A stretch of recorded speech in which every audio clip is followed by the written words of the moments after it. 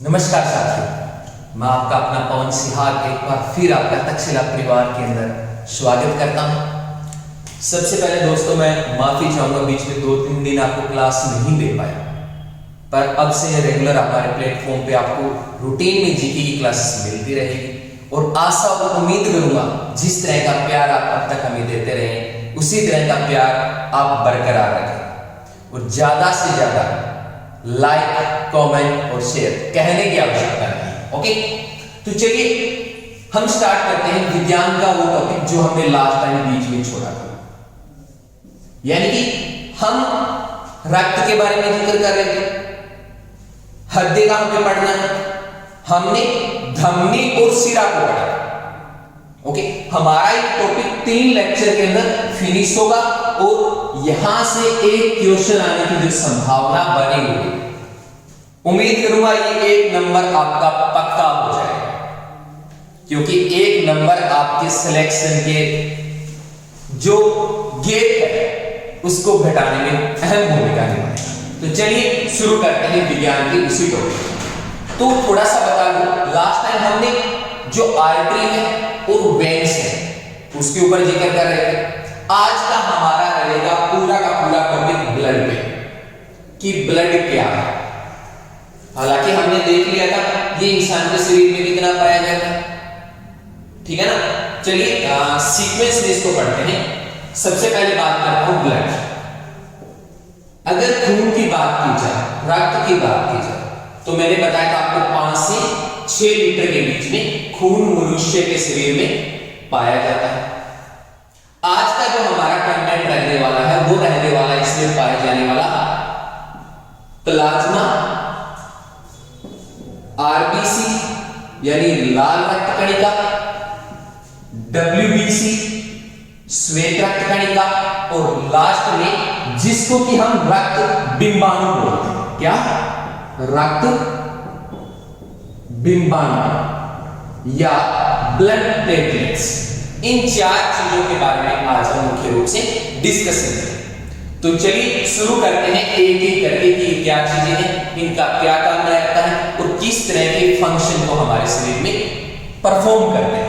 Okay, या किन किन गतिविधियों को ये नियंत्रण करने का काम करते हैं। और उसके बाद का जो टॉपिक रहने वाला है वो रहने वाला है हमारा हृदय का, एक बहुत ही बदनाम हो चुका है जिसको हमें जिक्र करना है। तो चलिए शुरू करते हैं। सबसे पहले प्लाज्मा। देखिए, अगर मैं प्लाज्मा की बात करूं तो लगभग खून में भी 60% तक पाया जाता है। यानी अगर मैं टोटल खून को लूं तो उस टोटल खून के अंदर अगर बात करूं तो 60% तक अकेली मात्रा किसकी होती है? प्लाज्मा की होती है। ठीक है, इस 60% में भी 2 चीजें होती हैं। एक क्या होती है इसमें? लगभग 90%, 90 से लेके 92% तक अकेला इसमें पानी होता है। 90 से लेके 92% तक अकेला इसमें क्या होता है? पानी होता है। और अगर मैं इसमें बचे हुए 8 से 10% की बात करूं, परसेंट की बात करूं, तो इसमें कई तरह के अमीनो अम्ल होते हैं, अमीनो अम्ल पाए जाते हैं, कई अन्य लवण पाए जाते हैं, कुछ एक प्रोटीन भी इसके अंदर होते हैं। हालांकि अमीनो अम्ल भी प्रोटीन का एक भाग होता है। ओके, तो लगभग ये चीजें मिलकर किसका निर्माण करती है? हमारे शरीर में प्लाज्मा का निर्माण करती है। अब देखिए, इसमें ज्यादातर हिस्सा किसका है? पानी वाला है। लगभग 90 से लेके 92% तक क्या रहता है? पानी रहता है। तो देखिए, जहां पानी आ जाएगा तो वहां वो अपना कार्य करेगा। क्या कार्य करने वाला है पानी? सबसे पहले देखिए, जहां पानी जाता है ये इसको तरल बना के रखेगा। क्या बना के रखेगा? तरल। मतलब खून कितना लिक्विड होगा। अब देखिए, अकेली आरबीसी डब्ल्यूबीसी तो नहीं चल सकती ना। ये थोड़ी धमनी शिरा में अकेली आरबीसी चलेगी, डब्ल्यूबीसी चलेगी या रक्त बिंबाणु चलेगी। चलना निर्भर किसके ऊपर है? उसमें कितना पानी, उसको कितना माध्यम मिलेगा, तो वो माध्यम कौन बनेगा? यही प्लाज्मा बनेगा। ठीक है, अब देखिए, हमने ये बात की कि रक्त हमारे शरीर में अलग अलग चीजों को प्रेरण करता है। उनको एक अंग से दूसरे अंग तक लेके जाने का काम करता है। जैसे हम बात करते हैं कि जो खाद्य पदार्थ होते हैं, चाहे वो प्रोटीन होता है, चाहे वो विटामिन होता है या अन्य तरह की चीजें होती, तो उनको शरीर के एक भाग से दूसरे भाग तक वही चीज लेके जा सकती है जो उसमें घुल सके। अब पानी क्या बनेगा उसके लिए? माध्यम बनेगा क्योंकि तरल है, और वैसे भी हमें पता है पानी क्या होता है, यूनिवर्सल सॉल्वेंट होता है, ठीक है ना। तो न तो आरबीसी अपने साथ लेके जाने वाली, न डब्ल्यूबीसी लेके जाने वाली, वो अपना अलग कार्य करने वाली। पर यहां जो पानी आ जाएगा 90 से 92% वाला, ये क्या काम करेगा? जितने भी हमारे भोज्य पदार्थ रहेंगे, चाहे वो प्रोटीन रहने वाला हो, चाहे वो विटामिन रहने वाला हो या कोई दूसरे भाग, तो उनको ट्रांसफर करने का काम मुख्य रूप से कौन करने वाला है? हमारा यहाँ पे प्लाज्मा कर देगा। ओके, चलिए इसके बाद वाली चीजों की बात करते हैं। और कौन सा भाग आता है? देखिए उसके बाद नंबर आता है आरबीसी, यानी कि रेड ब्लड सेल या लाल रक्त कणिका, लाल रक्त कणिका या रेड ब्लड सेल। अब देखिए आरबीसी का मुख्य रूप से क्या काम होने वाला है हमारे साथ। देखिए जितनी भी, चाहे आरबीसी है, चाहे डब्ल्यूबीसी है, चाहे रक्त विमाणु या प्लेटलेट्स है, हर एक अपने काम की स्पेसिफिक होती है, निर्धारित कार्य को ही करते हैं। तो आरबीसी का काम क्या होता है? आरबीसी का काम क्या होता है? ऑक्सीजन को और कार्बन डाइऑक्साइड, इनको क्या करना? ट्रांसपोर्ट करने का काम। यानी कि शरीर के अलग अलग भागों तक ऑक्सीजन को लेके जाना और अलग अलग कोशिकाओं और अणुओं से कार्बन डाइऑक्साइड को वापस लेके आने का काम कौन करेगी? आरबीसी। इसके अलावा बात करूं तो जो कार्बन मोनोऑक्साइड होती है, CO, कार्बन मोनोऑक्साइड, देखिए इस कार्बन मोनोऑक्साइड की जो क्षमता होती है खून के साथ जुड़ने की, वो बहुत ज्यादा होती है। तो कई बार ऐसी जगह में या ऐसे कमरे में होते हैं जहां पे कार्बन मोनोऑक्साइड की ज्यादा मात्रा होती है, तो हमने कई बार महसूस भी किया होगा कि हमें आंखों के सामने अंधेरा छाने लगता है, बेहोशी आने लगती है। ओके, तो याद रखना कार्बन मोनोऑक्साइड की क्षमता ज्यादा होती है ऑक्सीजन से भी हमारे खून के साथ जुड़ने। ओके, चलिए अब बात करते हैं कि आरबीसी जिसका कि रेड कलर है, लाल रंग, ये लाल रंग किस वजह से? इसका जो लाल रंग होता है वो होता है हीमोग्लोबिन की वजह से। किसको? हीमोग्लोबिन। हीमोग्लोबिन नाम का जो तत्व होता है वो क्या करता है? रेड कलर देता है हमारे आरबीसी को। ठीक है, अब देखिए हीमोग्लोबिन क्वेश्चन यहां से पूछा जा सकता है, ये किसका तत्व है? तो ये किसका है? आयरन या लोहे का तत्व होता है। मतलब मुख्य रूप से इसमें क्या होता है? लोहा होता है। कई बार हम डॉक्टर के पास जाते हैं खून चेक करवाने के लिए, तो डॉक्टर क्या कहता है? इसमें खून की कमी आ गई, आप इसको अनार दीजिए, इसको चना खिलाइए। क्यों? क्योंकि उनमें क्या होता है? लोहे की मात्रा होती है, और वही लोहा क्या काम करता है? हमारे शरीर में हीमोग्लोबिन की निर्माण में मदद करता है। ओके, देखिए एक क्वेश्चन यहां से ये भी आ सकता है कि ये जो लोहा होता है ये किस रूप में होता है? तो किस फॉर्म में होता है? ये हिमेटिन। किस फॉर्म में होता है? हिमेटिन की रूप के अंदर हमारे शरीर में लोहा पाया जाता है। कहां पे? हीमोग्लोबिन में। ठीक है, अब देखिए ये वास्तविक हीमोग्लोबिन है जो ऑक्सीजन को और कार्बन डाइऑक्साइड अपने साथ जोड़ता है, और जोड़ने के बाद जिन जिन भागों का रक्त स्थानांतरित होता है या पहुंचता है वहां तक क्या करता है? ऑक्सीजन और कार्बन डाइऑक्साइड की मात्रा को पहुंचाने का काम करता है। ठीक है, अब बात कर लेते हैं कि आरबीसी जो है, रेड ब्लड जो सेल है, इसका निर्माण कहां होता है? अगर इसके निर्माण की बात की जाए तो हमारा जो अस्थि मंजा होता है, जो अस्थि मंजा होता है या बोन मेरो जिसको इंग्लिश में बोलते हैं, अस्थि मज्जा या बोन मेरो, इसमें आरबीसी का निर्माण होने का कार्य होता है। मतलब ये यहां पे बनती है अस्थि मज्जा में, ठीक है ना। अगर मृत्यु की बात है, ये सेल मरती कहां पे? अब देखिए जहां अगर कोई सेल बनेगी तो उसकी कहीं मृत्यु भी हो सकती है। तो इसकी मृत्यु कहां होती है? प्लीहा में। कहां पे होती है? प्लीहा, या इसको स्प्लीन बोला जाता है, प्लीहा या स्प्लीन।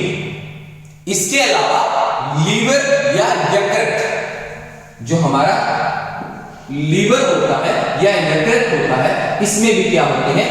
आरबीसी की मृत्यु होती है। तो एक क्वेश्चन यहां से ये पूछा गया था कि आरबीसी का कब्रिस्तान किसको बोलते हैं? तो कब्रिस्तान की बात करें तो प्लीहा और लीवर, इन दोनों को मिलाते तो ये क्या कहलाते हैं? आरबीसी का कब्रिस्तान कहलाता है, जहां इनकी मृत्यु होती है। अब मृत्यु हो रही है तो इसका कोई ना कोई जीवन चक्र भी होगा। डी कोशिका कितने दिन तक जिंदा रहती है?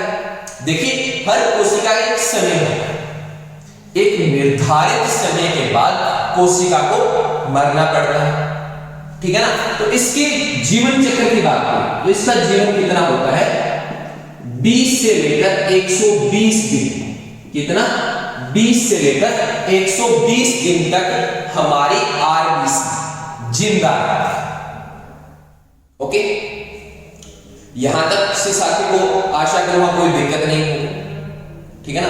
अच्छा, एक क्वेश्चन यहां से ये पूछा गया था कि आरबीसी में कौन सा विटामिन होता है? तो विटामिन जो B12 है, विटामिन B12 जो होता है, B12 जो होता है, ये किसमें पाया जाता है? हमारे आरबीसी में पाया जाता है। देखिए एक बार फिर बता देता हूं, रेड ब्लड सेल बोलते हैं इसको। ऑक्सीजन और कार्बन डाइऑक्साइड को मेनली ट्रांसपोर्ट करने का इनका काम रहता है। इसका जो लाल रंग होता है किसकी वजह से होता है? हीमोग्लोबिन की वजह से होता है। ओके, हीमोग्लोबिन का मुख्य तत्व कौन सा होता है? लोहा होता है। लोहा कौन से लोहा किस रूप में होता है? हीमेटिन रूप में पाया जाता है। इसका निर्माण कहां होता है? अस्थि मज्जा या बोन मैरो में होता है। इसकी मृत्यु कहां होती है? प्लीहा या स्प्लीन या लीवर भी हम इसको बोल सकते हैं, यहां पे होती। जीवन काल इसका कितना रहता है? 20 से लेके 120 दिन तक इसका जीवन काल। अब देखिए, हम जब कोशिका के बारे में पढ़ते हैं तो एक बात बोलते हैं, क्या बोलते हैं? कि कोशिका में केंद्रक होता है। जैसे ये कोई कोशिका है तो इस कोशिका में क्या पाया जाएगा? केंद्रक पाया जाएगा। पर याद रखना, ज्यादातर जो स्तनधारी होते हैं उनके शरीर में या उनके खून में केंद्रक नहीं होता, इनमें केंद्रक नहीं पाया जाता, ठीक है ना। पर कुछ केस होते हैं बायोलॉजी में ऐसे जिनमें केंद्रक होता है, जैसे ऊंट हो गया। अगर मैं ऊंट के आरबीसी की बात करूं तो ऊंट की आरबीसी में केंद्रक पाया जाता है। ओके, देखिए बायोलॉजी में बहुत सारे ऐसे केस देखने को मिलते हैं जिनमें नॉर्मल जो हम गुण पढ़ते हैं उनसे हटकर भी गुण पाए जाते हैं। एक पूरा वीडियो डालेंगे पूरे 2 घंटे का, जब हम इवोल्यूशन की बात करें, जब हम विकास की बात करें, ओके, कि इवोल्यूशन कैसे हो रहा है। यहां सरकार वाले डेवलपमेंट या विकास की बात नहीं करेंगे, हम प्राकृतिक विकास की बात करेंगे कि प्रकृति में विकास कैसे, ठीक है ना। हालांकि कुछ और महकमा होता तो इतने विकास की बात नहीं कर सकते थे। कटाक्ष करना मेरा इतना सरकार पे किसी विशेष पे कटाक्ष नहीं कर रहा, पर हम प्राकृतिक विकास की बात करेंगे कि नेचर के अंदर किस तरह का इवोल्यूशन हुआ है। ओके, चलिए, तो उम्मीद करूंगा आरबीसी आपको समझ में आया होगा कि आरबीसी का क्या कार्य होता है। हमने बात प्लाज्मा की, प्लाज्मा में जो कि हमने बात की, इसमें पानी कितना पाया जाता है, इसमें अमीनो अम्ल कितना होता है, ये तरल होता है, ठीक है ना। ये चीजों को स्थानांतरित करने का काम करेगा, शरीर के तापमान को नियंत्रित करने का भी काम करेगा, ठीक है ना। क्योंकि हमने देखा है गर्मियों में जो हमें पसीना आता है, वो पानी पसीने वाला कौन लेके आता है? यही रक्त लेके आता है, ठीक है ना। अपने शरीर का एक कूलिंग सिस्टम एक ऐसे ही तरह काम करता है। पढ़ेंगे आगे जब हम शरीर को आगे बढ़ना शुरू करेंगे। ओके, चलिए अब आगे की बात करते हैं। अगर आगे की बात करें तो WBC का जिक्र आता है, श्वेत रक्त कणिका या व्हाइट ब्लड सेल। इस श्वेत रक्त कणिका क्या होते हैं? इसमें क्या क्या चीजें पाई जाती हैं, या ये हमारे शरीर में मुख्यतः किस किस कार्य को करने की क्षमता रखता है? ओके, WBC देखिए, WBC श्वेत रक्त कणिका, क्या बोलते हैं इनको? श्वेत रक्त कणिका या व्हाइट ब्लड सेल। ओके, देखिए व्हाइट ब्लड सेल। देखिए बात करते हैं कि श्वेत रक्त कणिका या व्हाइट ब्लड सेल, इसका क्या कार्य है या इसका जीवन काल कितना होता है? अगर मैं इसके जीवन काल की बात करूं तो ये 2 से 4 दिन, कितने दिन? 2 से लेकर 4 दिन तक ये कोशिका हमारे शरीर में जिंदा रहती है, ठीक है।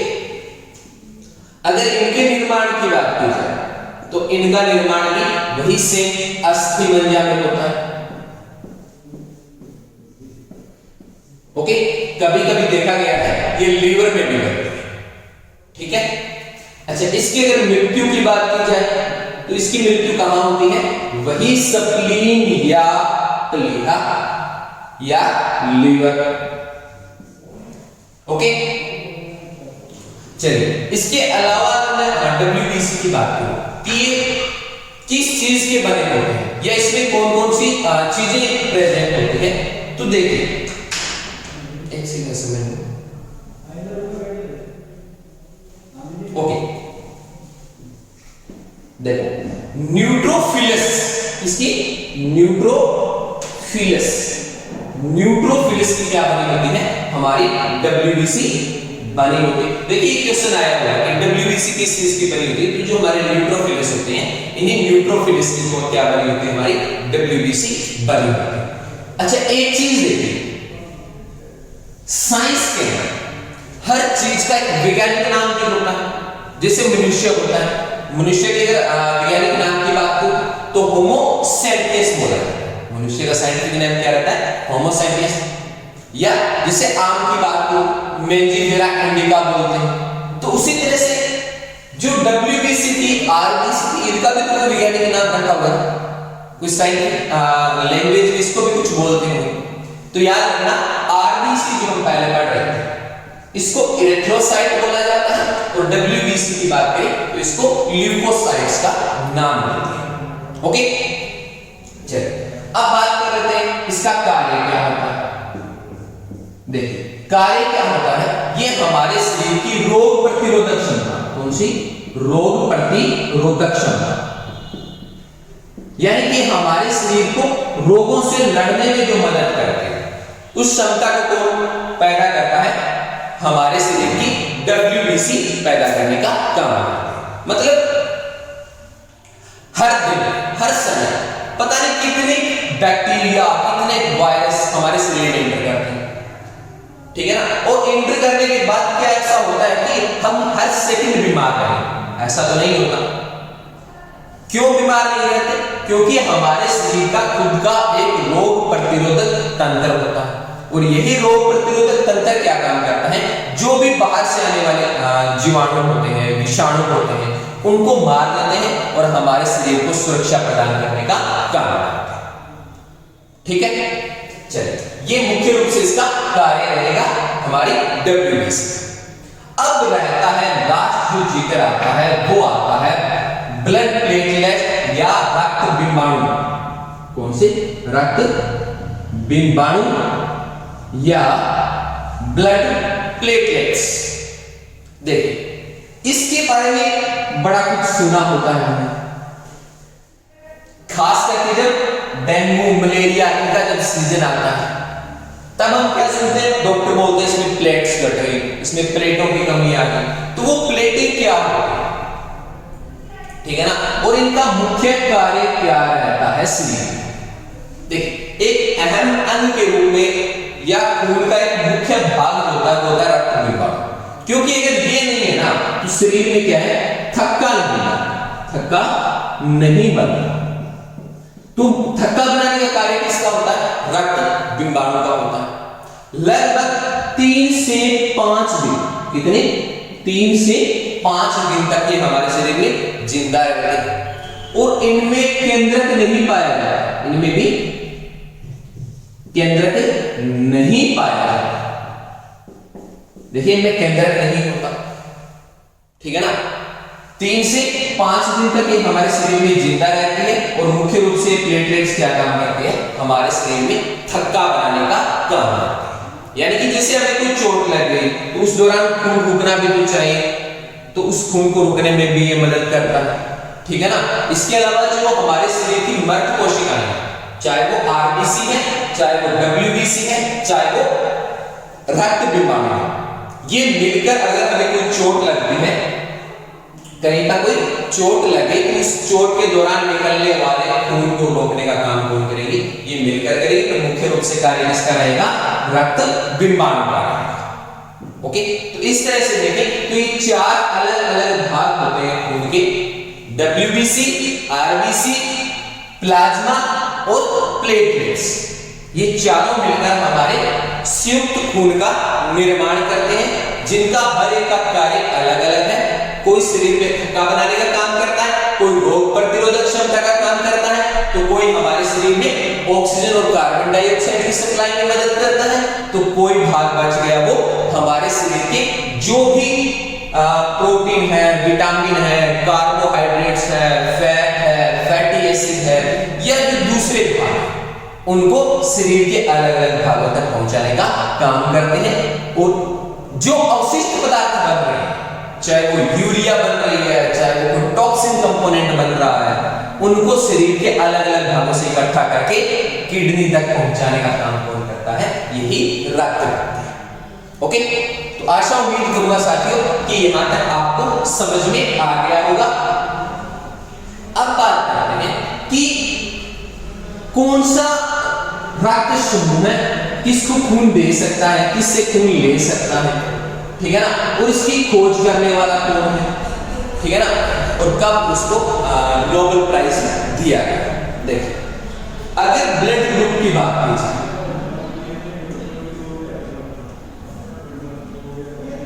ब्लड ग्रुप या रक्त समूह की बात की जाए तो मुख्य रूप से हम कितने रक्त समूह सुनते हैं, 4, ए, बी, AB और O। मुख्य रूप से इन 4 ब्लड ग्रुप्स के बारे में हम सुनते हैं। अब दुनिया में सबसे पहली बार पता कब चला कि इतने सारे ब्लड ग्रुप पाए जाते हैं, तो जो लैंड स्टीनर है, कौन से, लैंड स्टीनर नाम के जो वैज्ञानिक, इन्होंने क्या है 1900 में पहली बार ये पता लगाया था कि जो रक्त होता है देखने में जरूर वो एक जैसा होता है, पर उसमें क्या है अलग अलग तरह के 4 ब्लड ग्रुप्स पाए जाते हैं, ठीक है ना। Blood group A, B, AB और O, ठीक है ना।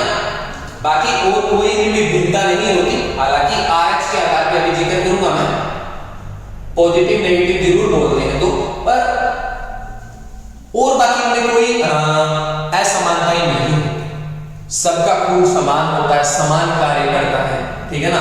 तो एक जो समाज में न्यूनता के रूप में या एक बुराई के रूप में अमीरी गरीबी का जो फासला बनाया जाता है, जातिवाद बनाया जाता है, जाति प्रथाओं को बढ़ावा दिया जाता है, बड़ी विडंबना की बात है कि प्रकृति ने जिन चीजों पे कभी भेदभाव नहीं किया, मनुष्य ने उनको बहुत आगे तक ले गया, ठीक है ना। प्रकृति ने जब देखिए खून दिया सब में, आज हर इंसान में खून होता है, वही 4 रक्त समूह सभी में है, किसी में ब्लड ग्रुप ए मिलेगा, किसी में बी मिलेगा, किसी में AB मिलेगा, किसी में O मिलेगा। चाहे आप दुनिया के किसी भी कोने में चले जाइए, चाहे शूद्र को ले लीजिए, चाहे आप ब्राह्मण को ले लीजिए, सब में वही रक्त समूह मिलेगा और आवश्यकता पड़ने पे वही रक्त समूह सब में ट्रांसफर किया जाएगा। ओके, तो चलिए इसी चीज का सबसे पहले पता लगाने का काम किसने किया था? लैंड स्टीनर नाम के वैज्ञानिक है, जिन्होंने 1900 के अंदर सबसे पहले दुनिया में यह बताया था कि रक्त के 4 अलग-अलग समूह होते हैं और जब भी किसी को ब्लड डोनेट कर रहे हैं, किसी में खून चढ़ाया जाता है, किसी से खून निकाला जाता है, तो उस वक्त जरूर जांच की जाती है कि इनमें से कौन सा ब्लड ग्रुप उसमें पाया जाता है। हालांकि इसके लिए लैंड स्टीनर को बाद में नोबेल प्राइज भी दिया गया था, ठीक है ना, क्योंकि अगर कोई इंसान ऐसा कार्य करता है जो सामाजिक कल्याण में, चाहे वो विज्ञान का क्षेत्र हो, चाहे वो साहित्य का क्षेत्र हो, या वो अर्थशास्त्र का क्षेत्र हो, तो इन सभी से नोबेल प्राइज दिया जाता है और लैंड स्टीनर उन्हीं में से एक दिया गया। एक दिन एक पूरा वीडियो आपको मिलेगा बहुत जल्द इसके ऊपर, भारत में कौन कौन से वैज्ञानिक रहे हैं, कौन से अर्थशास्त्री रहे हैं जिनको अलग अलग क्षेत्र में नोबेल प्राइज दिया गया और नोबेल प्राइज का आरंभ कब हुआ और क्यों दिया गया, ठीक है ना, उन चीजों के ऊपर विस्तार से चर्चा करने का काम करें। पर अभी हम जिक्र करते हैं लैंड स्टीनर के ब्लड ग्रुप का, जिन्होंने 1900 के अंदर बताया कि 4 अलग अलग ब्लड ग्रुप्स पाए जाते हैं। ओके, ये जो ब्लड ग्रुप थे इनको बनाया गया था इनमें पाए जाने वाले एंटीजन। देखिए हर खून में क्या होता है, एक एंटीजन होता है और ये जो एंटीजन होते हैं 2 तरह के होते हैं, एक तो एंटीजन ए होता है, दूसरा एंटीजन क्या होता है, बी होता है। अगर किसी के रक्त में एंटीजन ए पाया जा रहा है तो मैं क्या कहूंगा, ब्लड ग्रुप क्या है उसका, ए है। अगर किसी के रक्त में एंटीजन बी है तो हम क्या कहेंगे, इसका ब्लड ग्रुप क्या है, बी है। अगर दोनों एंटीजन एक साथ है, ए और बी, तब हम क्या बोलेंगे, उसका ब्लड ग्रुप क्या है, ए बी, तो उसका ब्लड ग्रुप क्या है, ए बी है। और अगर दोनों ही नहीं है तो हम क्या बोलेंगे, इसका ब्लड ग्रुप क्या रहेगा, ओ रहेगा। ओके, अब देखिए, अब हम एक कहते हैं कि ब्लड ग्रुप पॉजिटिव होता है, नेगेटिव होता है। ये पॉजिटिव और नेगेटिव क्या चक्कर है इसका, तो इसको मापने के लिए RH नाम का एक फैक्टर होता है। कौन सा, RH नाम का एक फैक्टर, जो कि रिसिस नाम का मंकी था या बंदर था, उससे इसका पहली बार पता लगा। अगर किसी के खून में RH फैक्टर पाया जाए तो वो ब्लड ग्रुप क्या कहलाएगा, पॉजिटिव कहलाएगा, और अगर नहीं है तो वो क्या कहलाएगा, नेगेटिव कहलाएगा। देखिए विकास को समझने में या उसका अध्ययन करने में महत्वपूर्ण भूमिका निभाता है, क्योंकि हम बार-बार ये बात बोलते हैं कि इंसानों का विकास बंदरों से हुआ है। अब अगर मंकी से इवोल्यूशन हुआ है, विकास हुआ है, तो कोई प्रमाण चाहिए ना, तो ये उसी एक प्रमाण के रूप में सामने आया, ठीक है ना। अब चलो बात कर लेते हैं कि इसकी खोज किसने की थी, तो सेम वैज्ञानिक का नाम आता है लैंड स्टीनर, पर इस बार डेट बदल जाएगी, 1940। डेट क्या है, 1940, और लैंड स्टीनर के साथ एक और वैज्ञानिक आ जाएंगे, विनर। लैंड स्टीनर होंगे और एक के साथ कौन होंगे, विनर। ये 2 वैज्ञानिक मुख्य रूप से होंगे जो मिलकर क्या काम करेंगे, रक्त के अंदर पॉजिटिव और नेगेटिव, यानी कि जो रिसिस नाम का फैक्टर होता है इसका पता लगाने का काम करेंगे 1940 में, जिसके आधार पर ये बताया गया कि ब्लड कौन सा पॉजिटिव होता है, कौन सा ब्लड ग्रुप नेगेटिव, ठीक है। चलो अब आगे बात करते हैं कि इनमें से कौन सा रक्त सबको दिया जा सकता है और कौन सा खून लिया जा सकता है, यानी कि सर्वदाता कौन सा है और सर्वग्राही रक्त समूह है कौन सा है।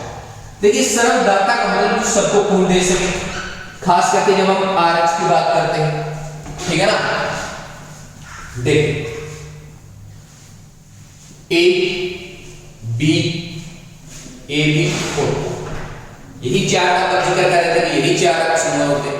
देखिए अगर मैं A की बात करूं, इसके पास क्या होता है, IA नाम का एंटीजन होता है। B के पास क्या होता है, IB। ये भाई IB को गलत मत समझ लेना, कि बड़े भावुक होते हैं बेचारे।